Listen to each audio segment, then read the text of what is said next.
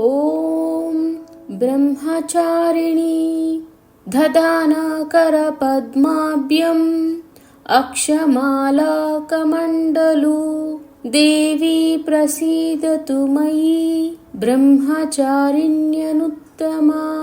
ಈ ಮಂತ್ರವನ್ನು ನವರಾತ್ರಿಯ 2ನೆಯ ದಿನ 108 ಬಾರಿ ಪಠಿಸಬೇಕು. ಸತೀ ದೇವಿಯು ಶಿವನನ್ನು ಹೊಂದುವುದಕ್ಕಾಗಿ ಕಾನನವನ್ನು ಸೇರಿ ತಪಸ್ಸು ಮಾಡುತ್ತಾಳೆ. ಬ್ರಹ್ಮಚರ್ಯ ಪಾಲನೆಯೇ ಒಂದು ಮಹಾನ್ ತಪಸ್ಸು. ಅಂತಹ ಕಟ್ಟುನಿಟ್ಟಾದ ನಿಯಮಗಳಿಂದ ತಪಸ್ಸನ್ನು ಮಾಡಿದಾಗ ಬ್ರಹ್ಮದೇವನು ಒಲಿದು ನಿನಗೆ ಶಿವನು ಸಿಗಲೆಂದು ಆಶೀರ್ವದಿಸುತ್ತಾರೆ. ಆ ಬಳಿಕ ಆಕೆ ಶಿವನನ್ನು ಸೇರುತ್ತಾಳೆ. ಇದು ಬ್ರಹ್ಮಚಾರಿಣಿಯ ಕತೆ. ದೇವಿಯು ಬಲಗೈಯಲ್ಲಿ ಜಪಮಾಲೆಯನ್ನು ಮತ್ತು ಎಡಗೈಯಲ್ಲಿ ಕಮಂಡಲವನ್ನು ಧರಿಸಿರುತ್ತಾಳೆ. ಬ್ರಹ್ಮಚಾರಿಣಿ ದೇವಿಯು ಪ್ರೀತಿ ಹಾಗೂ ಶಾಂತಿಯ ಸಂಕೇತ.